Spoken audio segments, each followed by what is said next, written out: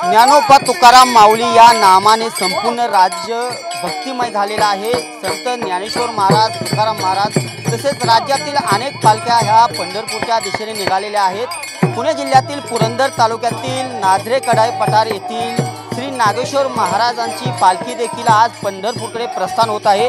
आपल्यासोबत बोलण्यासाठी खारतोडे महाराज आहेत। खऱ्या अर्थाने आज पंढरपूरकडे प्रस्थान होत आहे, काय सांगाल?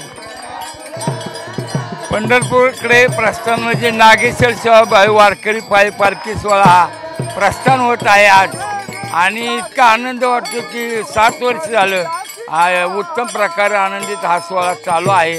सर्व ग्रामस्थ पंचक्रोशीचं या ठिकाणी सर्वांचा आभार आहे, सर्वजण सहकार्य करतात। हे किती वर्ष आहे, कशा पद्धतीने आपले मुक्काम हे असणार आहे? 7 वर्ष, ही 7वं वर्ष चालू आहे। आजचा मुक्काम प्रस्थान या ठिकाणी पांडुरंगाच्या मंदिरात होतो।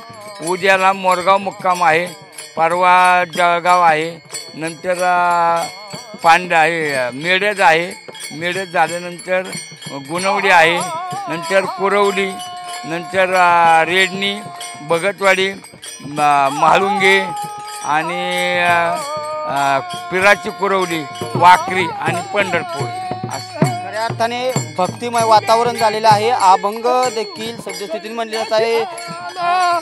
फुले वेचिताची बहरू कळीयासी आला, मोगरा फुलला, मोगरा फुलला, मोगरा फुलला, मोगरा फुलला।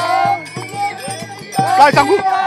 भक्तिमय वातावरणात श्री नागेश्वर महाराजांचा पालखी सोहळा आज पंढरपूरच्या दिशेने प्रस्थान होत आहे।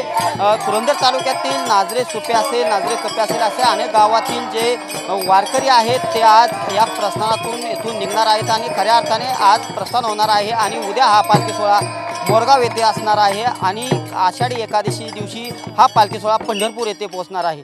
दीपक कापरे, TV9 मराठी, पुरंदर।